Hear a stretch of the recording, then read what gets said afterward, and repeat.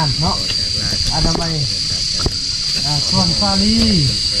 เฮ็ดซาลีปีนี้น่ะซาลีคือกันนี่เชื่องเฮาพี่น้องเนาะก็คือพ่อคล้องเฟืองต้องเป็นผู้ที่เพิ่นซื้อลูกหลานพี่น้องก็ต้องเลี้ยงเอาไปเลี้ยงตอนน้อยแต่อายุ2 ปีตอนนี้ลูกชายเพิ่นได้อายุพุ่นน่ะเนาะ20 ไปก็ปีแล้วเนาะจะระดมเราเพิ่นมาเฝ้าโอ้บุญรอดทึกบุญนำเจียเลยนี่คือภาพบรรยากาศที่เขาเจ้าเฮ็ดไปสุดหน้าแล้วก็จะได้พักผ่อนกันเลยที่บัดนี้คุณไอ้นู่นพอดคุณแล้วไล่ซ้ำยังดอดนึงดอดนึงแต่สอดหน้าเลยเนาะสอดหน้าแล้วก็พักเอาแห้งหน่อยนึงติ๊กซอดแล้วไปก้อนมูเหรอติ๊ก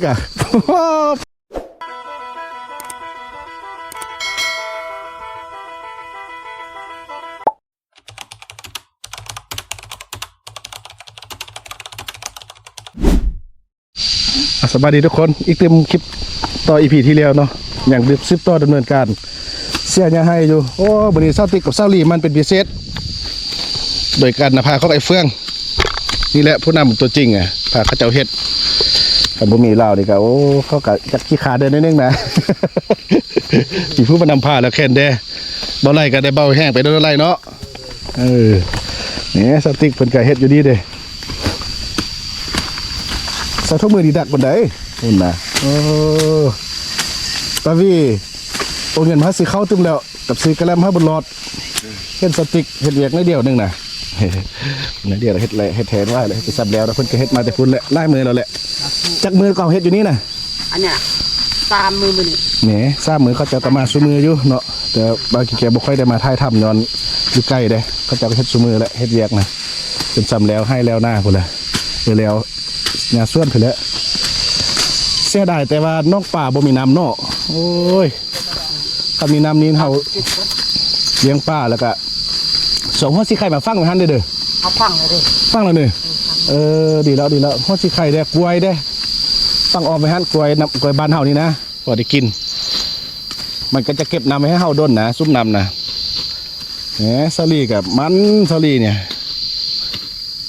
เดี๋ยวพวกไปเฮ็ดผ่าสร้างเราเด้เนาะเดี๋ยวเฟื่องมาเฮ็ดซอยเต็มเนาะดีเนาะไล่คนเราแล้วไว้เนาะไล่คนแห่งแล้วไว้ตอนช่วงพ่อแม่เฮ็ดเด้นานแล้วบ่ได้มือละน้อยเนาะได้มือเท่าอันว่าป้ายนี่หน่อย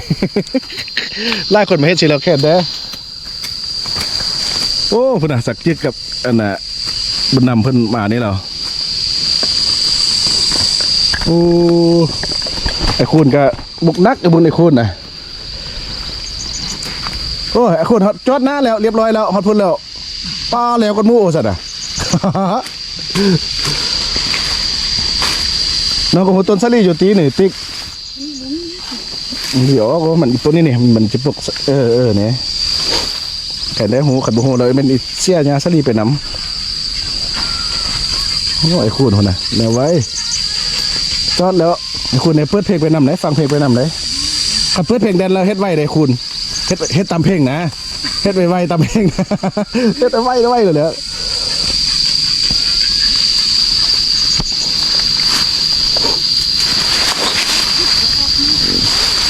มันจะเบาไหลพวกซาลี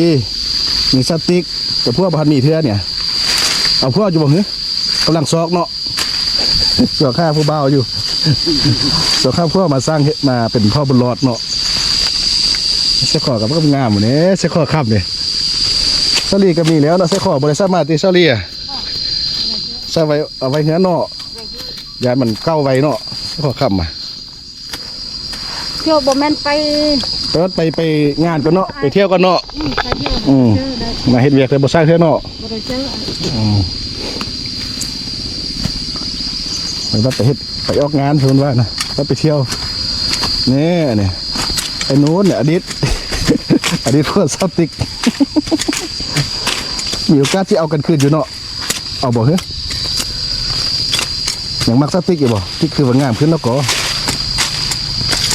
เนี่ยก็ร้อยไปนอนนี่เนี่ยมันย้ายนะ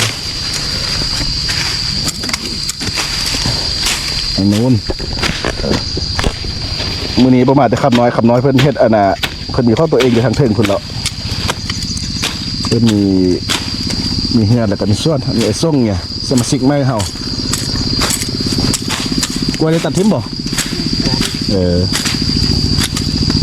เป็นกล้วยป้าบ่เนี่ยบ่กล้วยป้าแล้วตัดทิ่มบ่ก็เป็นกินแล้วแก้นมันเนาะ ลูกลายพุ่น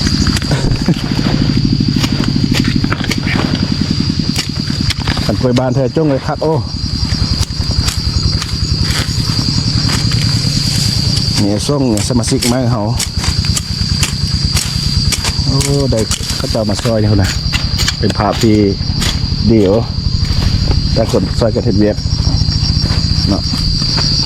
เขาจะเฮ็ดไล่แล้วแหละเฮ็ดไล่มือแล้ว3-4 มือแล้วแล้วดอนนี้ก็ยังดอนนั้นท่านตึมอันนั้นก็ดอนซาลีคือกันเนาะแล้วแต่บุกตัวนั้นแท้ก็2-3 มือพุ่นแล้วเนาะหักหญ้าบ่หญ้าเนาะอยู่พุ่นเนาะบ่มันหญ้าค่าซะดอกว่ะแต่บ่หญ้าหญ้าฝรั่งว่ะโอ้ยังไงปัดมันยังน้อยอยู่เนาะง่ายเนาะขันหญ้าแท้โอ้คุดว่าซาลีกับน้ำฝรั่งนี่มักคู่กันเลยเนาะคันเฮาบ่ออกง่ายนี่เกาะขึ้นเป็นต้นพุ่นน่ะโอ้สักจึกซะแนวมาแล้ว พี่น้องเอ๋ย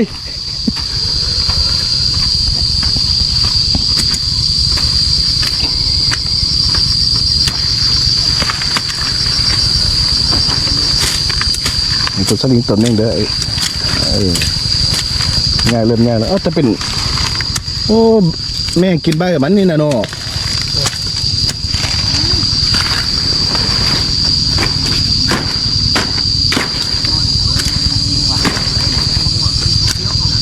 ไอ้ช่วงเฮ็ดเวียกสิเรื่องเฮ็ดจุติจะไปเฮ็ดเรื่อยๆจุติเวียกหนักไปนี่นะเสียหยาเสียหายมันยังไงเนาะเราเรื่องเฮ็ดแล้วไอ้ช่วงเนี่ย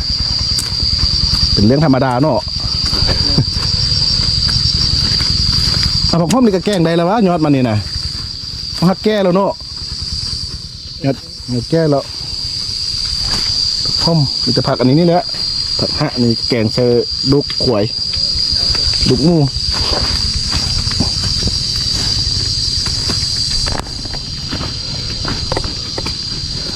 โอ้ผมเจ็บบนรถมาเนอะ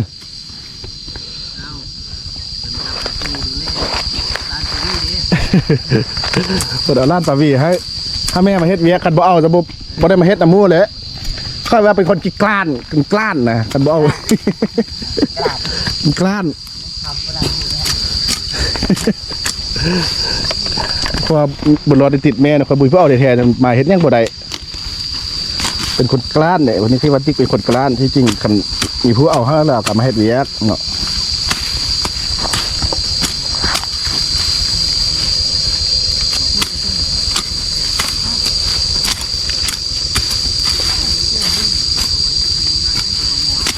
โอ้มันเลยเอาแม่ความใจกัน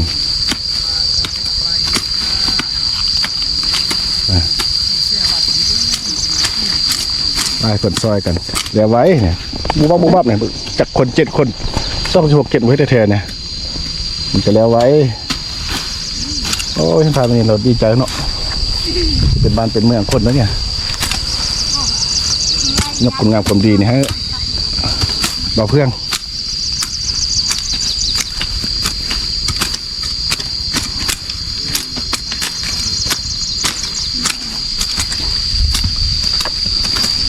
2 มุมฮะเด้อไอ้บุญน้ำ2 มุมฮะเด้อ2 มุมฮะเด้ออย่าล้อยกัน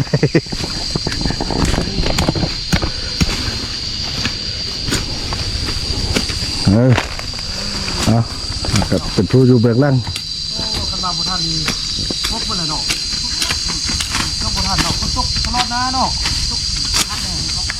โอ้ขันแย่กว่านี้ไปแล้วสลีบขึ้นเลยแล้วแม่ละกายมีบุท่านสลีนี่บ่แม่งไม้จนกินใบมันหมดแล้วมันยาห่มไล่นะขนาดมียาตัวนั้นขามันตายหมดต้องได้เอายาใส่เลยนี่นะกล่องเขาซื้อกล่องเนาะปีซีดทำบอกซีดเดี๋ยวนี้ได้จะบอกขันซีดเดี๋ยวนี้นะท่านบอกขนาดปีตูกล่องที่มันยังบ่งนัดตัวนี้สบายดีเด้อสติก นครเชียงดีพี่น้องเอ้ยเป็นงานของนครเชียงดีทางนั้นพี่น้อง แล้วกันทางเซาลีกับทางฮอนซึ่งดี เฮ้ยสามีสบายดีเลยสบายดีสามี เพราะเรา ไปทันก็ดอกสบายดีเลย มัวกระส่องสันคนเนี่ย ขยันกันแข่งกันทำงานเนาะอนามัยส่วนซาลีเฮ็ดซาลีเป็นนี่นะ ซาลีคือกัน นี่เครื่องเขาพี่น้องเนาะก็คือพ่อคล้อง ไอ้เฟือง ส่งเป็นผู้ที่เพิ่นซื้อลูกหลานพี่น้องเขาต้องเรืองเอาไปเลี้ยงตอนน้อยแต่อายุ2 ปีตอนนี้ลูกชายเพิ่นได้อายุพุ่นน่ะน้อย9 ไปก็ปีแล้วเนาะจะระดมเอาเพิ่นมาเฝ้า โอ้บุญรอดทึกบุญนำเจียเลย พี่น้องเลยเห็นเบื้องล่างคนหน่อยเนาะ เบื้องล่างทึกเจียฉัน อันนี้พอดู กระโดดกันเราเย็บอ่ะนะ โอ้เก่งคักเนาะเอ้าผมไปอยู่ปอมอเมียเด้ไม่ใช่หรอไอ้นุ่น ดูได้ ดีท่านผู้ชม สักคลิกมานำมือนี้โอ้เป็นโอกาสดี ดีใจดีใจเลย แล้วก็ได้เห็นภาพเขาเจ้าดูมันอันนี้เนาะ ดีใจนึ่งเขาเจ้ามีเฮือนนะ เพราะว่ายังพี่น้องปลูกเฮือนนี่มันบ่แม่นเรื่องง่ายเด้ โอ้เดี๋ยวมีหาล่างอีก เพื่อสิมีเฮือนอยู่นะมีเฮือนยังบ่แล้วเนาะมีที่ดิน ทำการผลิต ที่ดิน มีน้อง คัน ปลา ซื้อนะพี่น้องคันซื้อนะ โอ้ อีเท่าไหร่ บางสักจึกยังบ่มีเฮ็ดเวียกมานี่โอ้เกือบเขา10 ปลายปีแล้ว ข้าวอย่างได้ดินเดือนน้อยๆเลย 11 ปีเลยยังบ่มีความสามารถได้ดินเลยเด้ อันนี้พุ่นน่ะฮอดพุ่นน่ะเราเทิงพุ่นตึ้มได้น่ะ มีน้องปลาเนาะมีดิน มีเฮือนอยู่มี ของกินก็หาเอา มีน้ำใสไปก็มีครบแล้วเด็ มีน้ำใส่ยังได้ไฟเนาะคือว่า เดี๋ยวนี้มีฮอตโทรทัศน์เรา เป็นความที่ว่าจะได้หนึ่งมาอาจจะเป็นอันนี้เรื่องถ้าเรื่องความเชื่อเนาะมันอาจจะเป็นบุญเก่าเขาจะสร้างมาสมัยตะกี้นะโอ้เท่เลยโอ้เท่ อาจจะแม่น เก่าที่ว่า มีคนมาช่วยเนาะ เห็นบอกคนซื้อเลขนี่ซื้อคือข่อยดิซื้อจะได้กระบอกเคยตื้อวิตตัวหนึ่งตลอดเนาะยกตัวอย่างว่า785เนี่ยมันบอก786มันก็ให้แสนกีบไก่เคียงนะ มันยังบ่ถือให้เด้ย้อนว่า1บุญกินบุญท่านอันนี้สำคัญเนาะ2บุญสร้างบุญษา แบบเขาว่าอันนี้ก็ 4บุญช่วยเหลือผู้อื่นบุญ แข่งเหงื่อแข่งใดแข่งวัฒนาแข่งบ่ได้หั่นนะ คำสุภาษิตเพิ่นว่าขาดสิได้ย่อยให้กับบ่ยอนคันว่าบุญบ่สร้างภาระสิได้ก็บ่มีนะขาดสิได้ย่อยให้กับบ่ยอนน่ะหมายความว่าสิย่อยให้เนี่ยมันสิย้อนลงมากับบ่ย้อนมาให้ บ่เฮาจะให้เลย เนาะเรื่องบุญภัยบุญมันพี่น้องบุญภัยบุญมันบ่สักจึกในเริ่มสิเชื่อเรื่องนี้แล้วเนาะคือคนในโลกนี่มันมีหลายเนาะแต่ว่าแต่ละคนก็คือเพิ่นว่าแหละฝรั่งเคยถามเนาะค่อยก็ตอบคือกันกับอันย่าพ่อหลวงพ่อที่ว่าอยู่วัดเพิ่นตอบเนาะฝรั่งมันก็ถามว่าจะเชื่อเรื่องหยังมันก็ถามเนาะโอ้ร่วมกันก็ว่าก็เชื่อเรื่องเหตุและผลนี่แหละบ่มีเหตุก็บ่มีผลแล้วมันว่าจะเชื่อเรื่องแบบใดก็เชื่อเรื่องว่าชาติที่แล้วชาตินี้แล้วก็อนาคตแล้วมันก็ถามต่อว่าจะเอาหลักเกณฑ์ยังมาวัดเนาะก็จือคำหลวงพ่อบอกนะโยมมาเมื่อวานนี่มีบอกเลยเบิ่งหลักการ เอาตรีมาตอบมันก็ถามมันขึ้นว่า you believe in tomorrow yes sir and yesterday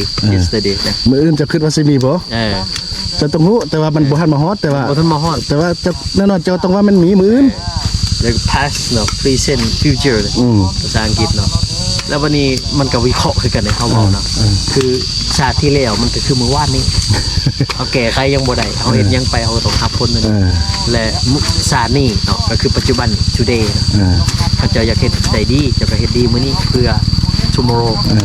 เพราะว่าเขาจะไปพิษไปเที่ยงมื้อนี้มื้ออื่นจะแน่นอนว่ามีปัญหาน่ะไม่ว่าจะไปลักเงินลักค่ำหรือว่า มื้ออื่นก็มีปัญหา มื้ออื่นก็มีปัญหาแล้วมันมีผลเฮ็ดมื้อนี้ผลมื้ออื่นฉะนั้นน่ะศาสตร์นี้ก็เป็นคือมื้ออื่นก็คือเทียบกับศาสนามื้ออื่นก็คือศาสนาทุกคนคือเฮานี่เนาะเฮาบ่สามารถบอกได้ว่ามื้ออื่นมันสิเป็นจังไดแต่ว่าฮู้แน่นอนว่ามีมื้ออื่นแน่นอนว่ามีมันก็คือว่าศาสนาแหละแต่บ่ฮู้ว่าสิเกิดจังขึ้นเนาะบ่ฮู้ว่าสิเป็นจังไดแต่เชื่อว่ามีคือ FC บางคนเนาะจาก FC กลายมาเป็นแม่ฮักแม่แพงกลายมาผูกความผูกพันคืออันเขาต้องเรื่องแหละเขาจะเกิดอยู่ป่าบนพี่น้อง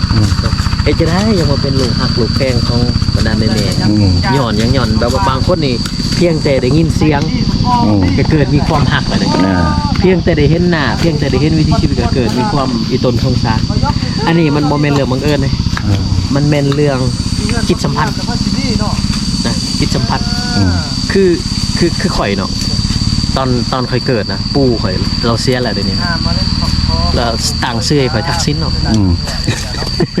ข่อยถามว่าคือตั้งทักษิณตะกี้ทักษิณไทยบ่มีเทื่อตะกี้บ่มีเด้นี่แต่ว่าเขาบ่ฮู้เพิ่นตอนนั้นเพิ่นบ่ทันเป็นนายกแล้ววันนี้เพิ่นว่านี่เจ้านี่เกิดเพิ่นก็ไล่เพิ่นเป็นนั่นน่ะคล้ายๆกับโหราศาสตร์นะแบบว่าอยู่บ้านหั่นผู้ใดสิเอาพ่อเอาเมียไปหาเราคันว่าน้องเกิดที่พุ่นลาบดีน้องสิได้เป็นนายกบ่ได้บ่จักโอ้ยแล้ววันนี้ถามเอาจะได้จังซื้อทักษิณแล้วเพิ่นก็แปลฟังว่าทักษิณแปลว่าทักขิณนะหมายความว่าเจ้านี่สิบ่ได้อยู่บ้านเกิดเมืองนอนวันเกิดของข่อยนะสิบ่ได้อยู่วันเกิดบ้านเกิดเมืองนอนมีแววว่า